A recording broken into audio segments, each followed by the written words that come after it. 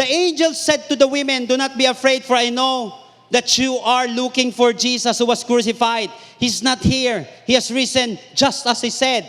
Come and see the place where he lay. Then go quickly and tell his disciples, he has risen from the dead and is going ahead of you into Galilee. There you will see him. Now I have told you." Verse 8, so the women hurried away from the tomb, afraid yet filled with joy. And he ran to tell his disciples. Number 2, mga kapatid, is witness for Jesus. What should be your response after you were paid in full? Witness for Jesus. After mo, kapatid, maranasan yung resurrection power ng ating Panginoon. After mo ma-receive yung resibo, nabasa mo na sa salita ng Diyos. Bumangon na maguli ang ating Panginoong Hesus at hindi siya nanatiling patay. Na ikaw ay ligtas, kapatid. Na ikaw ay may pag-asa. Witness for Jesus. Tungkulin natin na gawin yun. Wreck your fear? Or you have to weaken your fear? Or you have to waive your fear? Kinakailangan santabi natin ito. Pangalawa, witness for Jesus. Tandaan natin, a witness is the one who will tell what he saw and what he experienced. Dito sa passage na ito, nabahagian sila ng salita ng Diyos from the messenger of God. Ito yung angel. But at the same time, inutusan sila ng Panginoong Hesus mismo.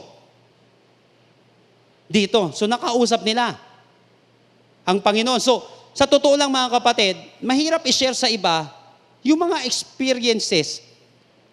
O kaya sabihin na natin, hindi mahirap i-share sa iba yung mga experiences na maganda. Mahirap yan i-share, mahirap mag-testify kapag kasinungalingan naman yung tinetestify natin sa kanila para lang makabenta tayo. Di ba minsan, ang tawag doon, panloloko sa kapwa.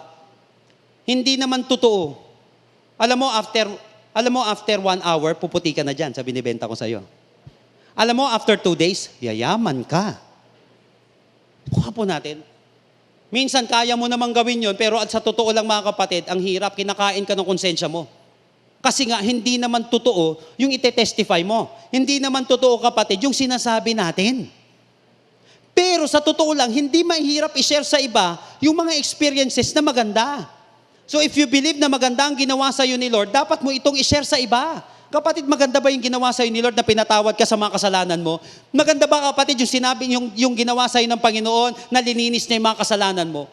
Maganda ba, kapatid, na malaman yung Jesus na pinananampalatayaan natin na hindi na natiling patay at nabuhay, kapatid? Para nang sa gayon, masecure yung ating kaligtasan? Napakaganda. Kapatid, the question is, bakit kinakailangan i-testify yung resurrection na ito? Ano ba ang meron sa resurrection ni Jesus nung paid in full na tayo?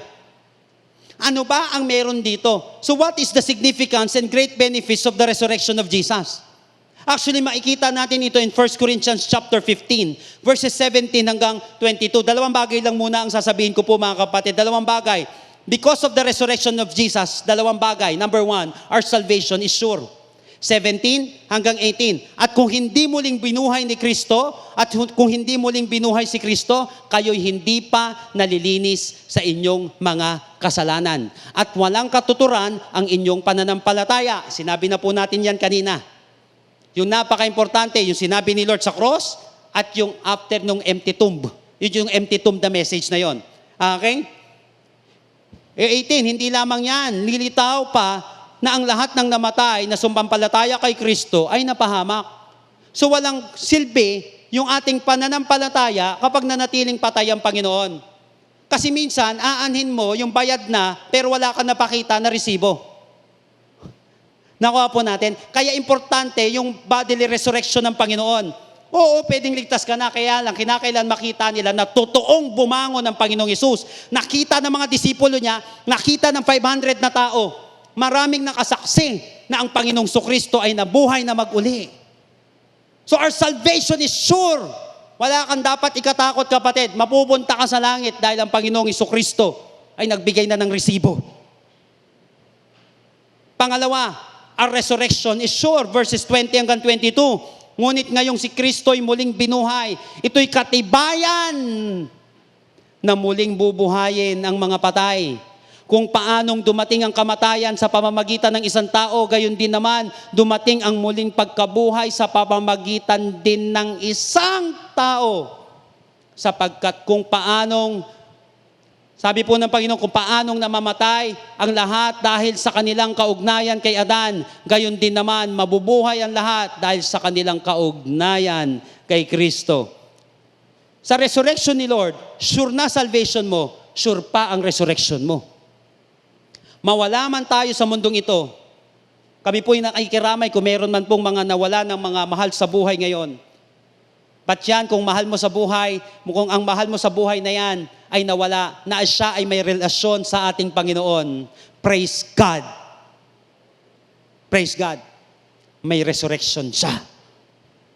May mabubuhay siya na maguli dahil inumpisan na ng ating Panginoong Kristo. By the way, huwag po kayo mawala ng pag-asa. Lalo na hindi nyo naman alam, paano kayo mga mananampalataya ngayon na namatay yung kamag-anak mo, ibigay na natin sa Panginoon yun. Malay nyo naman. Huwag naman natin husgahan agad, ay sa impyerno yan. Malay mo naman, before siya nawala ng hininga, humingi siya ng tawad sa Panginoon, sinuko niya ang buhay sa Panginoon. So bigay na natin yung judgment pagdating kay Lord. Bigay na natin yung judgment. Dahil hindi mo naman alam yung huling inisip niya ng taong yun. Naunawaan po natin mga kapatid. So our resurrection is sure. Inimagine ko nga po mga kapatid, what if hindi nag-resurrect ang Panginoong Kristo? Eh di wala. Hindi pwedeng wow. Hindi wow, wala. Ganun na nangyari. Hindi wow eh. Ang tawag po dito mga kapatid is alternative history. Ibig sabihin yan, what would life would be like today if a major event in human history turned out differently? What if hindi nangyari ito? Ano kaya mangyayari? Di wala. Sayang. Ang lahat. Ang hirap mag-testify. Jesus is alive. Asan? Walang proof.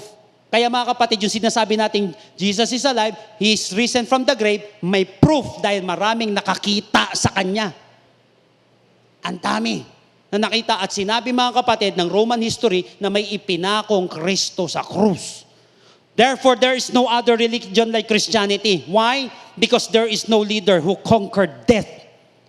Kaya pala hindi magkaugaga ang mga lingkod ng Panginoong Hesus sa pagpapatotoo kay Hesus. Kaya nga after you were paid in full, we have to witness for Jesus. Luke, Acts chapter 4, yung sinulat ni Luke, Acts chapter 4 verse 33. Sinabi po dito, with great power, the apostles continued to testify to the resurrection of the Lord Jesus. Yung tinestify nila, yung resurrection ng ating Panginoong Kristo. And much grace was upon them all. Nung kanilang tinestify yung resurrection na yon, apostles continued to testify to the resurrection. Dalangin ko kapatid, na ipagpatuloy din natin ang pagtetestify ng ating Panginoong Hesus ay buhay. Ipagpatuloy nating i-testify na ang Panginoong Hesus ay buhay. Dahil bayad ka na, paid in full ka na, hayaan mo rin yung iba na maranasan ang ginawa sa Kanya ng Panginoong Hesus. Hindi nakakahiyang ipagkalat si Jesus. Why? Dahil hindi naman siya basura. Ulitin ko, hindi nakakahiyang ipagkalat si Jesus kasi hindi siya basura. Na kapag nakakalat, ang pangit, polusyon. Ang Panginoong Hesus, pag pinagkalat mo, makinig ka maigi, ang Panginoong Hesus, pag pinagkalat mo, hindi polusyon, salvation. Pag pinagkalat mo madumi, pollution yon. Pag pinagkalat mo si Jesus, salvation yon. Kaya starting today, ipagkalat si Jesus kahit saan. Kasi tiyak salvation ang mararanasan nila. Isa pong scientist na nagngangalang Henry Morris. Sinabi niya, scientist po ito, the bodily resurrection of Jesus Christ from the dead is the crowning proof of Christianity. If the resurrection did not take place, then Christianity is a false religion. If it did take place, then Christ is God. And the Christian faith is absolute truth. Buti na lang, nag-resurrect si Lord, ipagkalat si Jesus. Okay, pagkalat si Jesus. Can you type that right now? Yung mabilis mag-type.